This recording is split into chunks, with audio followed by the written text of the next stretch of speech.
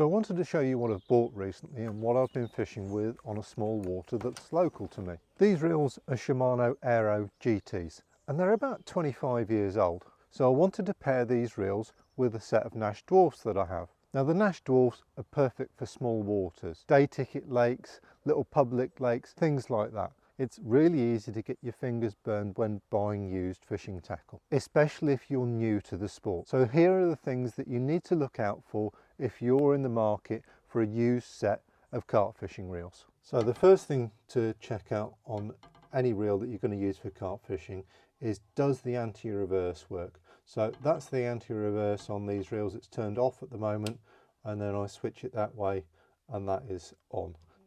Like that, then it's got the anti-reverse. When I switch it like that, then the anti-reverse is off. But we've got to be able to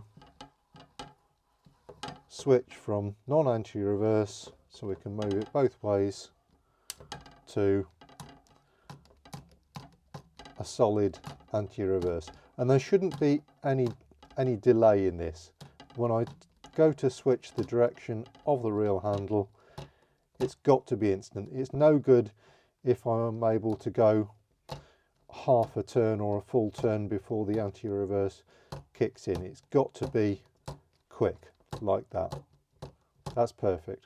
If we put this on the rod rests and don't have a functioning anti-reverse, what's going to happen is that when the carp takes the rig without the anti-reverse on, it's just going to do that. And we call that churning.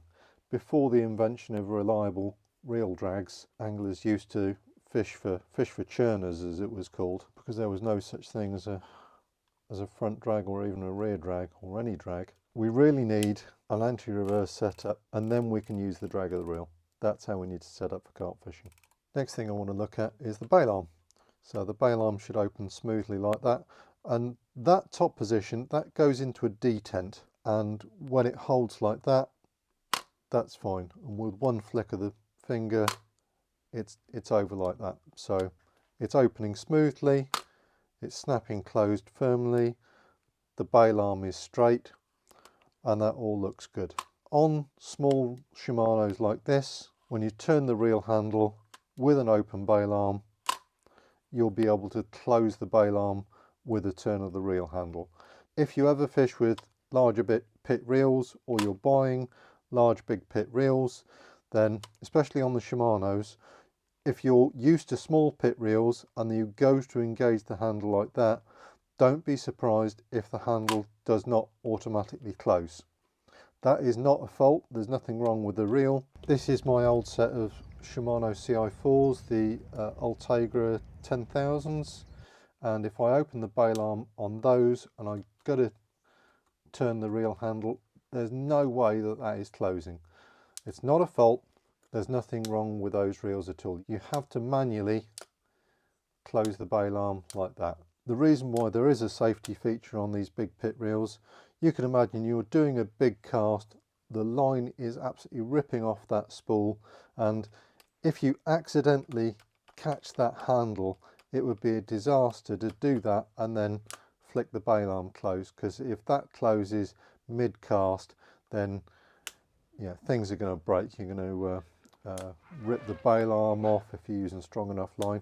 Probably just going to cause a mainline failure, but then we're going to be leaving a live rig potentially in the lake, which is always dangerous. So that is why you cannot close the bail arm automatically with a big pit reel. The twin handle design on the Shimano Baitrunner is an absolute design classic. If you find an older set of these, you might even find a one handle version of this. They did make them, but the two handle version is more common. These handles, they're made from quite a lightweight soft alloy. The handles are quite prone to being bent. I've seen loads of these reels over the years with bent handles. So if you're buying a set of these, then what you want to do is just take one handle and rotate it round like that. And if that's bent in any way, you'll feel it. It'll be kind of going in an elliptical fashion. It will all feel a bit wonky and a bit weird. Just because you've got one straight one doesn't mean that the other one's straight as well. So after you've tested one, swap over, test the other. Now obviously bent handles don't impair the performance of the reel really, but they certainly impact the joy of using them. There's nothing worse than kind of winding away like that and it all feels a bit wonky and weird. So next let's have a look at the central spool spindle. So to take the spool off on these Shimanos, you just press that middle button there, press that and the spool pops off. That is the spool spindle. When we turn the reel, that spindle goes up and down. There shouldn't be any change in resistance over the range, whether it's at the top or the bottom or the middle. It should just go up and down perfectly smoothly and silently.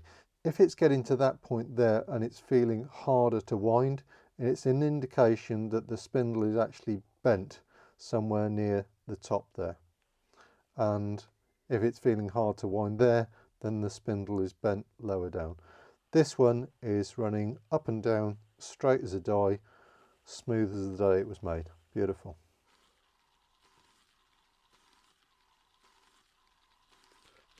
If it sounds as quiet as that, then it'll be a joy to use.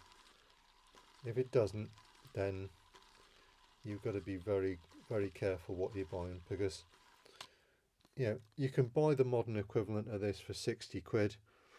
You just can't afford much of a repair bill. So it's only really at the top end of the market that it's worth buying second-hand reels that have some minor faults and that are worth spending some money on having them repaired or serviced. So this is a set of the Ultegra CI4 XTCs. These are a top-end reel. They do hold their money. I've had this set for 3 or 4 years and they're still in absolutely brilliant condition. I haven't had these serviced at all, but I wouldn't hesitate to do so if they just started to tighten up at all. So this is one of 3 of the first set of used Shimanos that I bought. I bought these second hand about 10 years ago and I paid 350 quid for the set. And this reel, to be honest, it's still as good as the day that I bought it. They're incredibly robust reels, and if you look after them, they'll basically last you a lifetime. They look a bit old-fashioned in this kind of full silver finish. This is the XSA version. It's designed as a heavy-duty spinning reel. It's a sea fishing reel, really, but it does make an excellent carp fishing reel for big pits, big waters, anything like that. Because this silver colour is not very, it's not very cool. It's not kind of the cool carpy black. Yeah, you can pick these up for less money than a cool set of new black reels. I normally have these reels on my set of 12-foot Harrison aviators, and I use those rods and reels for fishing very big waters when I need to cast maximum range. So as you can see, this reel is really very, very clean indeed, to be honest, considering the age, but I can make it even shinier and cleaner. And the way to do that is you take a can of WD-40 and you just spray it all over. No, that was a joke, by the way. Please don't do that. It's got a myriad of uses, but one of the things that it's really good at is removing precious oil and grease from all the workings of a fishing reel. But we can use it to clean up the outer bodywork, the plastic, because it's going to do a lovely job of restoring the sheen and finish to this plastic. And we'll just rub it everywhere we want it to go. You really don't need much of this at all. You can see the instant kind of sheen that it gives to the reel. And it will cut through the muck and the grease and the dirt. But doing it this way stops the WD going where you don't want it to go. You don't want it on the spindle, you don't want it behind the rotor, you don't want it getting in the bail arm, in the gearing. Now for some of the bits that are a bit hard to get to, a bit hard to clean out just with kitchen towel, you can use an electric toothbrush. And that does a really nice job just getting in those grooves that are difficult to access. Don't empty a load of WD-40 onto that head and then kind of just muller away like that, because that is going to make it go places where you don't want it to go. One of the areas that picks up a lot of muck and mud is the deep grooves on the knurling here of the rear drag, and the toothbrush is going to do a lovely job getting in there.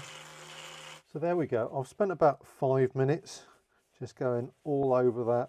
Now, what you don't really want to do is you don't want to go fishing with it like that, because it's left a very, very light layer of WD-40 all over that, and that is going to attract dust and muck. So what I'm going to do is I'm just going to get a clean cloth and I'm just going to wipe off that excess layer of film. So what you don't want to use really harsh products like acetone. Acetone is going to destroy any kind of plastic finish on a reel like this. The other thing we need to look at is the Baitrunner switch. So that's the big Baitrunner switch.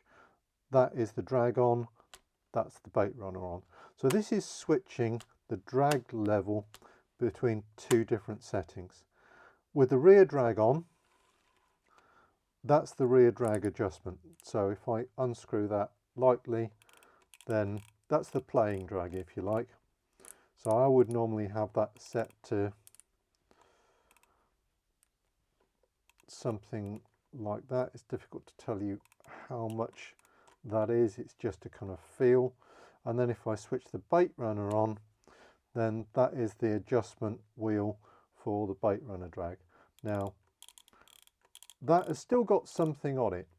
Often you'll find anglers fishing with Baitrunner reels that are really slack and they'll just fly around like that. I used to fish that way when I was starting out because I believed that that was the best way. You wanted to leave the carp to run, but I found in later years that it's much more efficient to use the power of this clutch setting to hook the carp for us. That's the maximum amount of tension I can dial that Baitrunner clutch into, but that's okay. That is going to hook the carp for us.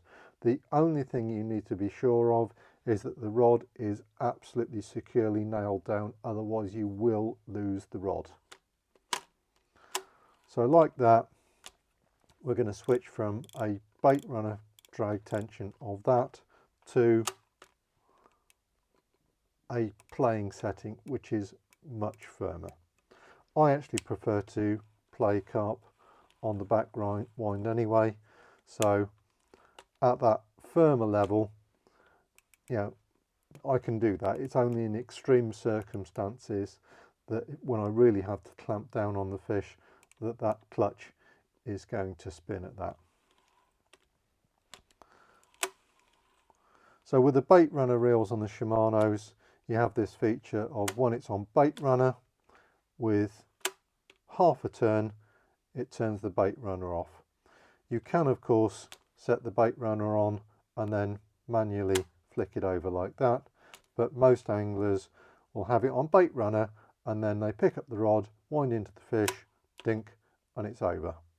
So all this lever is doing is simply changing the amount of rotational drag on the spool. So that way it's relatively easy, that way it's much harder to turn.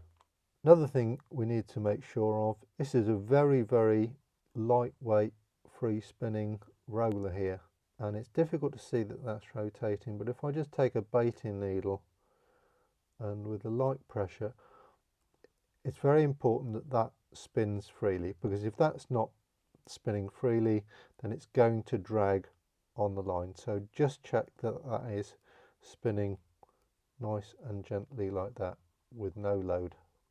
Now you can buy special oil for fishing reels.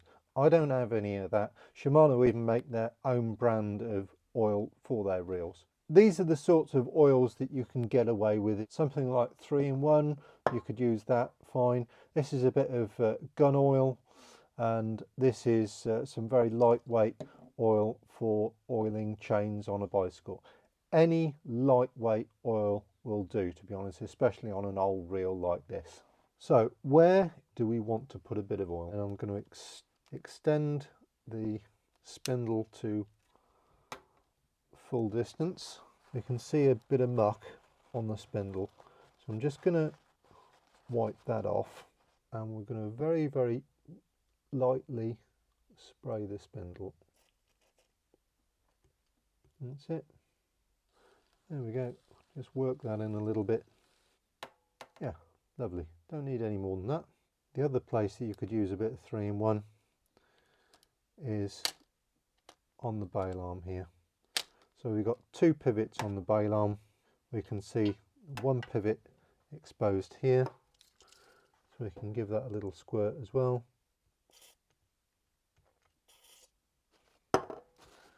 Wipe off the excess there. And the other one is under that screw there. If the bail arm was sticking a bit, I'd probably loosen that screw to help the oil go into that pivot, but this bail arm is flicking back and forth just fine as is. If this roller wasn't spinning freely, I'd just take a little oil, give that a little spray as well. Again, you don't want to get this stuff everywhere. Any oil that you leave over the reel is only going to attract muck. Now, these old reels would probably benefit from a full disassembly and re-grease, but to be honest, that feels absolutely great as is. One day I might take it all apart and strip the old grease out and repack it with a load of new grease, but for the amount of fishing that I'm going to be doing with this set of reels, that is going to be absolutely fine as is. I just don't need to do any more today. So I picked up these reels with spare spools, and you can see that one's already been stripped. This old line here looks like the old Barkley Big Game to me. I have no idea how old this line is. It's also completely underfilled, so there's no way that you should ever, buy used spools and just use the line that's on it. Assume it's old, it's brittle, and it's done its job. But you can use this for backing line, and that's what's under there. That's new 15-pound armour line over the top of some old line like that. In terms of what mainline to use with small Baitrunner reels like this, you've got a couple of options. I could have used some 12-pound 0.30 armour line. In the end, I chose the 15-pound 0.35 armour line. And the reason why I chose that is that I know that line is perfectly capable on a 9-foot dwarf of casting 60-70 yards. And that's all I need it to be capable of doing. I can also use that spec of mainline to make hook link. One line, 2 jobs. It's brilliant for both, so there's just no need for me to use anything else. If I wanted to set these reels up to cast as far as they possibly could, then yes, I would have probably put the 12-pound 0.30 mainline on these reels. But if I use that material for hook link, 0.30 hook link, that's okay for completely snag-free waters, but with 0.35 I've just got that bit of extra margin for error. It's more anti-tangle and it's just a more robust hook link material.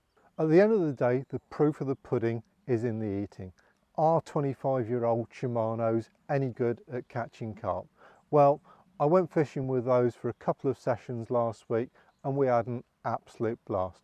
We caught a hatful of small carp and they performed great. They were easy to use, lightweight, portable, exactly what I needed for that type of fishing.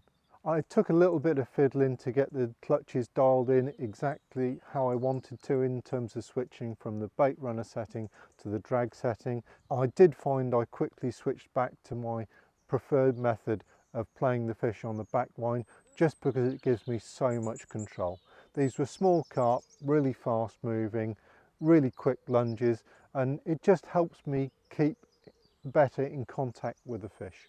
So am I happy with the purchase? Was it worth spending 50 quid on a used set of 25-year-old Shimanos? Yeah, it was. They're great. It takes me back to my early carp fishing days, and they are the perfect partner for little 9-foot retractable rods like the Nash Dwarfs. Right, there's a few different ways of doing spool stripping. We did a video a while back where we featured the gun drill spooling off technique. So you can spool it off like that, but quite a few people suggested, well, why don't I try cutting it off with a razor blade? I thought we'd have a go. And the first thing I noticed is that if you just grab any old Stanley and start trying to cut through that, very little happens, and that is simply because that blade is old and knackered. Job one, change the blade. It's so easy to slip and take chunks out of your reel. I'm still not sure whether I like this technique or not, but we thought we'd give it a go. Now that's taken off a decent amount. So now I know, because I've fully stripped that spool, that's what a completely empty one of these Shimano 6000 Baitrunner spools looks like. I can see from the side the line I'm going to load on is 0.35 diameter, and it can fit on 300 meters. We've got little reels here, we don't need 300 meters of line on, but I might put 150, 200, something like that. I could strip all of this off and put fresh backing line over the top, but that kind of seems pointless. This will make perfectly decent backing line. So I'm just going to keep on cutting down until I kind of feel that I've taken off enough. I reckon I've taken about half the amount of line off. If I fully fill that, I reckon I'm going to get 150 meters of line on, and that is absolutely loads for little reels like this. I'm not using a great deal of force. I'm letting the knife do the cutting. If you're using a lot of force, then your Stanley knife is too blunt. Blunt knives are far more dangerous than sharp knives. I can already see that this was loaded really quite loosely, and if the backing line's not loaded on tightly, it can cause problems, because if you haven't got a stable bed to load the fresh line on, you are going to have problems. This is the old backing line, and we're going to join some of this new line onto it. So I'm guessing that this old line is pretty much the same diameter, so a good knot to join two similar monos together. Do the back-to-back 5-turn uni knot. 1, 2, 3, 4, 5. Kind of half pull it down, make the loop, and then whip through round both lines. 1, 2, 3, 4, 5. Pull that up like that, and you should have 2 semi-tight knots that come down like that. Get to about that point, pull that one a bit more, slide them down. Now at this point you can wet that.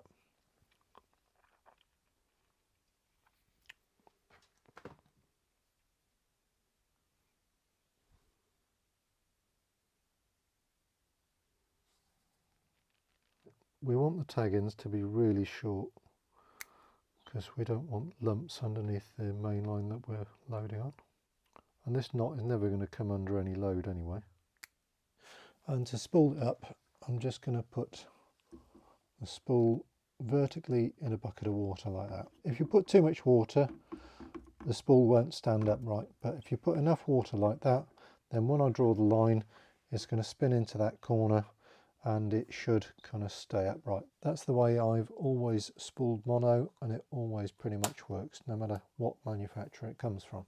So what I want to happen is I want the line to go straight down to the spool from that butt ring. That means I'm standing closer to the spool, and it's just easier to handle. It means I've got more control over the spool when I'm spooling it out, basically. Then I'm just going to apply a bit of pressure and we'll start spooling up. So what's happened there is the spool's fallen over, and I don't want it to fall over, because if it falls over, it means I'm drawing line off the face of the spool, and I don't want that. I just want to keep on turning and keep it upright. And you have to work quite hard to keep this spool running like this. So I've stopped here. When I line my finger across there from the base of the spool to the lip of the spool, the line is just coming up and touching my finger. And that's what I want to see. That's a fully filled spool, that. Great.